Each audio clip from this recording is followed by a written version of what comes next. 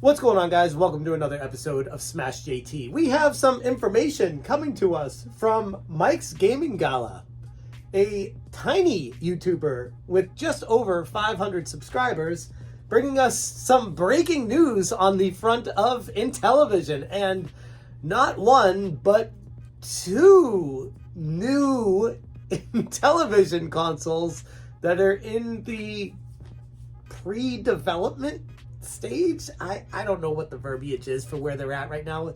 It's past the brainstorming, but before production. It's more just getting their ducks in a row on what they're doing, but it doesn't involve Intellivision. JT.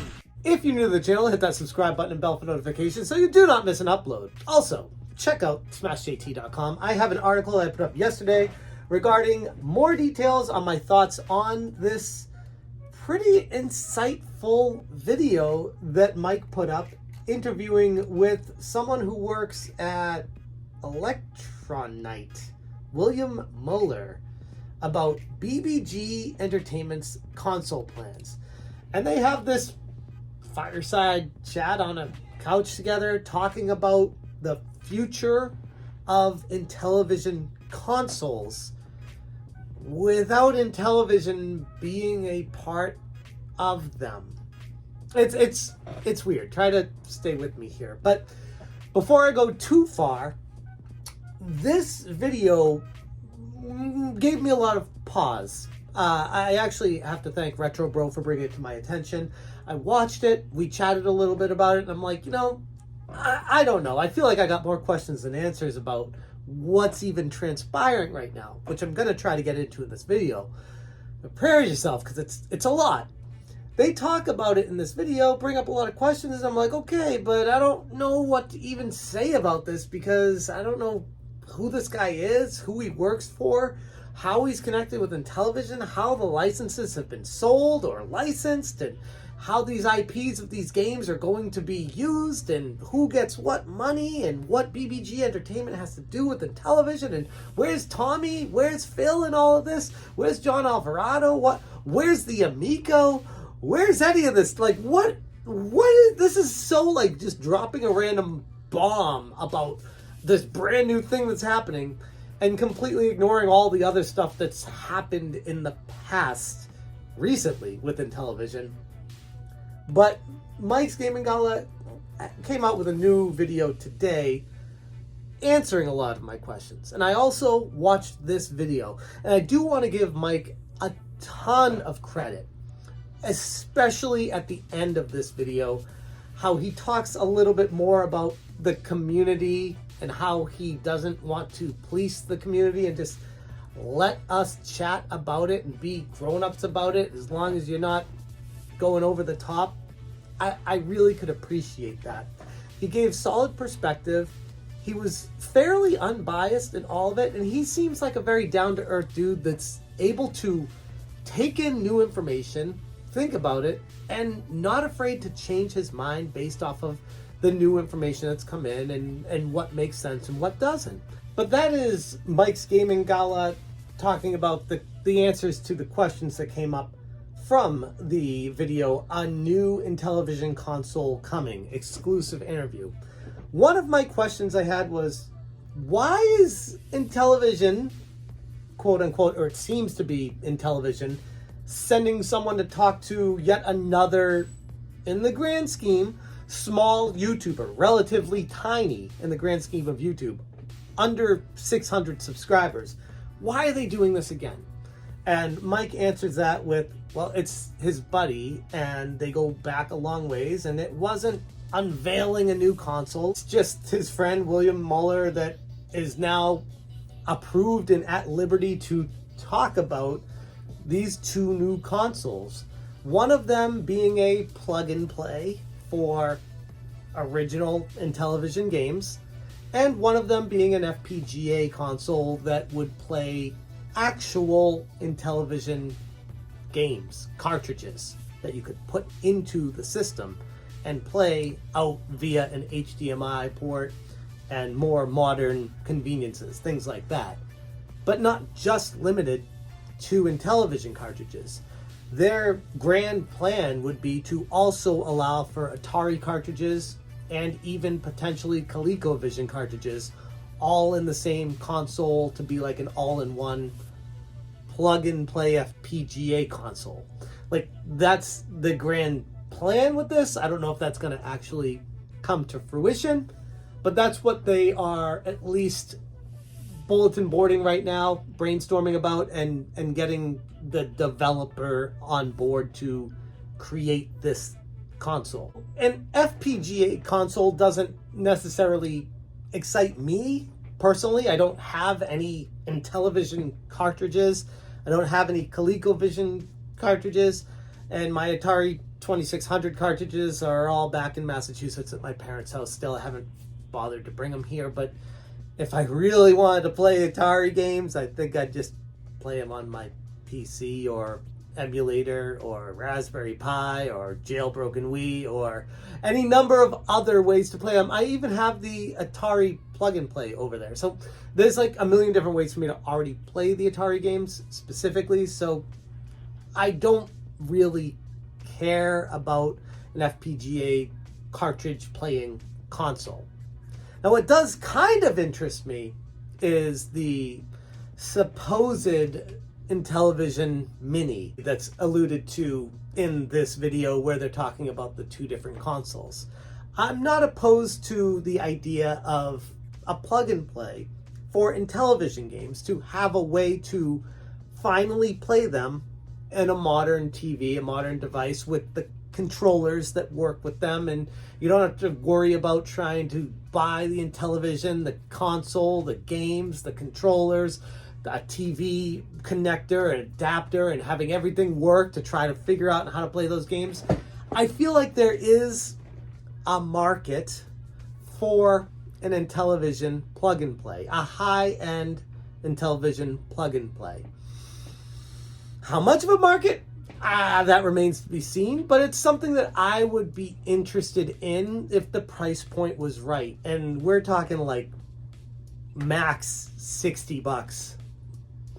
Max, absolute max. Like, people are like, oh, but the NES Classic and the Super Nintendo Classic, those were more. Those were, 70, 80, upwards of whatever, 65 after tax, all that. It's like, well, those consoles have better games.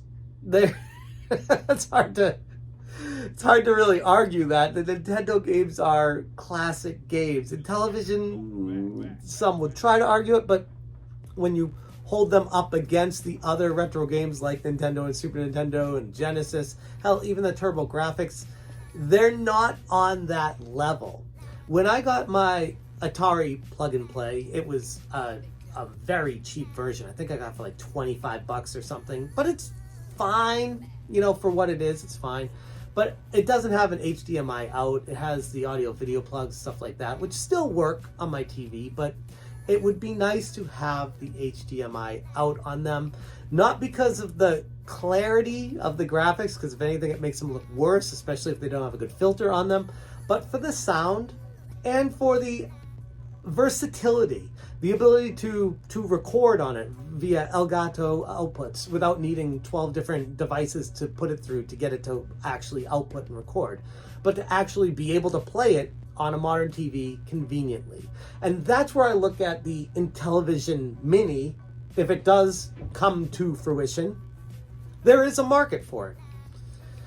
The concerns I have heavily outweigh the excitement. And I feel like the entire market has the confidence been completely shot because of Tommy Tallarico running the Intellivision name through the mud and then handing the baton to Phil Adam, who continued that march. I don't know if these people are completely unrelated. I do have my doubts. I have plenty of questions. I do find it fairly interesting that there's always been a relationship between Intellivision and BBG Entertainment.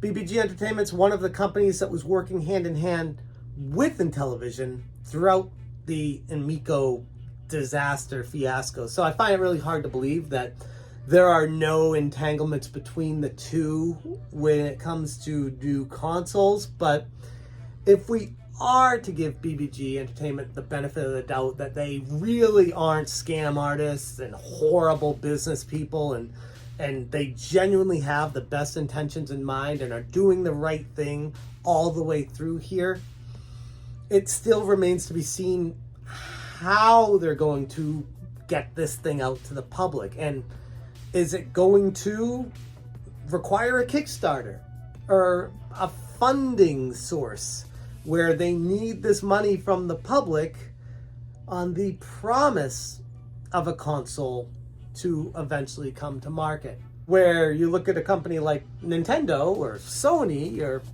I mean, hell, all these mini console makers, you look at them and you're like, well, they didn't need a Kickstarter. They have the money to back it. They know it's going to sell. They know it's going to sell like hotcakes. So yeah, they just make it and come out with it. Whereas now we're looking at a company like Intellivision, and they don't really have the money. And this is not Intellivision making it. It's BBG, and they don't own the rights to all these games. It's clarified in Mike's follow-up video.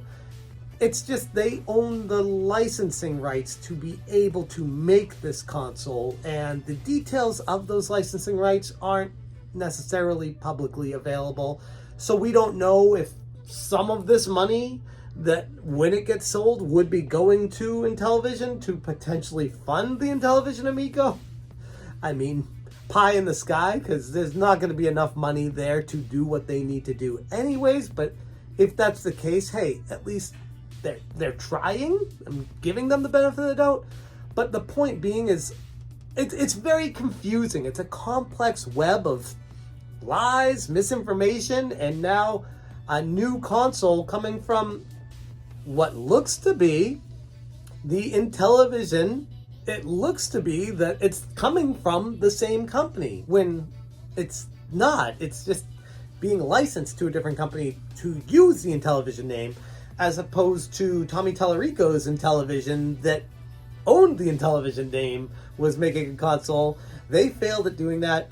So their next step is now to license that name that's been run through the mud out to their friends over at BBG Entertainment to now kickstart another console that who knows if it's going to come out, or two consoles now, who knows if they're going to come out, how much money they're going to need to raise, and what it's going to cost, and all these other questions down the road. I'm just like, at this point, it's really sad. It's really unfortunate what's become of the Intellivision name because of Tommy Tallarico, because of the mismanagement, the lies, the horrendous direction that the company's been brought in throughout the past 5+ years of mismanagement. It's really tragic to see that happen to, I mean, there were no Atari, but it was still a known brand historically in the video game industry landscape. It's really tragic to see that happen to it, where it looks like, I mean, this is grand scheme, taking a huge step back, looks like a guy like Tommy Tallarico had some money and just threw it at the Intellivision name and just thought they could just talk their way into being successful with it without actually doing the work required to be successful with it, or to lead the people the right way to get it out the door. You can't make something happen by just making promises. You have to actually work at it, which I think deep down is where the Intellivision Amico went wrong. And it's kind of put us in a really, as gamers, a really tough spot to trust anything. Not just Intellivision, but now, I mean, me especially is all I can speak to, is just looking at the entire game industry landscape. Who can I trust? Why would I trust them?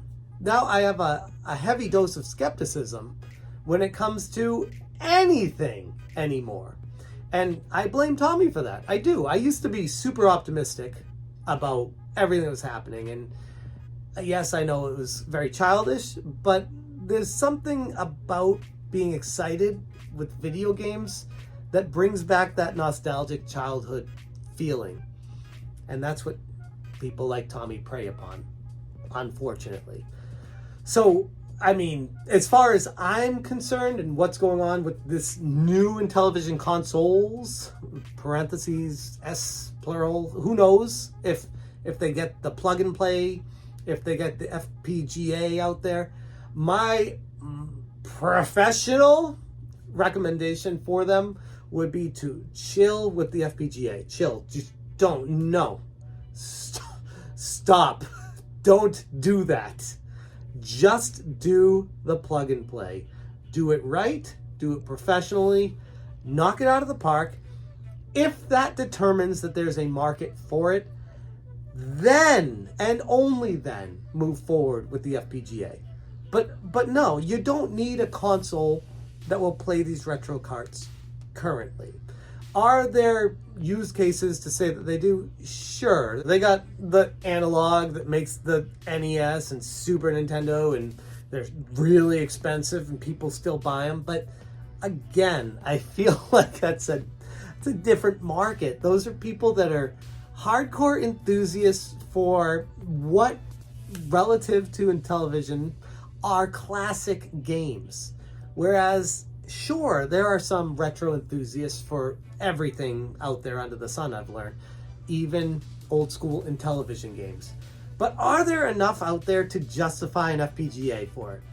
I don't believe so, but I haven't done the market research for it. I'd be very skeptical of that. I think the safer bet would be to just stick with a plug and play. Don't try to do too much all at once. That's where Intellivision, under Tommy, failed. They tried to do too much. They promised everything, completely underdelivered on any promise, and all the lies that were created because of that. And it was just a big mess that ran the name through the mud. So instead, take it slower, get it right. And it's going to be tough to say this, but man, I think crowdfunding with the Intellivision name right now, and I say right now as in anytime in the next 20 years, is a really bad idea. This is something that's not going to go away, the stigma attached to the Intellivision name, anytime soon. And I think the Start Engine campaign that failed miserably only proves that nobody wants to give more money to Intellivision. So this project will fall flat on its face, in my humble opinion, if it is just pushed straight to being a Kickstarter. Especially if they're requesting a crap ton of money for it. Now, if it's something reasonable, like if they're looking for a couple $100,000 to do this, that might happen. Maybe. If they market it right, they completely are transparent with everything. If they let the audience know that this has nothing at all to do with Intellivision proper, Tommy Tallarico, Phil Adam, and everyone attached to that original Amico project, if they completely remove that from it, maybe? I don't know. I'd have a hard time putting more money, personally, into this company pre-production, especially when, what I've learned, there's no reason to do that.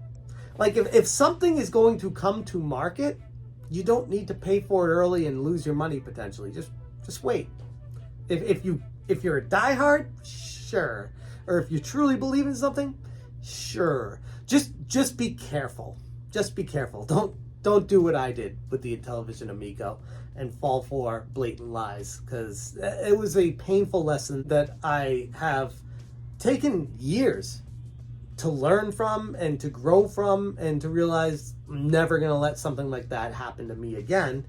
And now I see the same name showing up. I'm just like, this is what they should have done first. I mean, let's be honest. This is what Tommy should have made the Intellivision Amico. Just a plug and play. And then if that was successful, then start proving themselves and start. But they put the cart before the horse, and now we're in this situation where we're stuck trying to trust someone else, supposedly, and I don't know. It's so weird. The timing is just atrocious. The name and the timing, it's just comical to me. And it goes to show that there's no end to how much people will pay for nostalgia. And if this is to come to fruition and go to a Kickstarter, I think that only proves it more. I think, unfortunately, as gamers, we all need to take a big step back and just be like, if you feel like your product is good enough, then put the money up yourself, build it, and see if it sells. Don't put the onus on the consumer, and if it fails, blame them. It's not their fault. I guess that's how I feel about it now, at least anyways. I'm going to leave it there, but yeah, it's interesting. It's something I'll be keeping an eye on moving forward. I'd love to hear what you guys have to say about it. Thank you guys so much for watching, and as always, you stay smashing. Smash,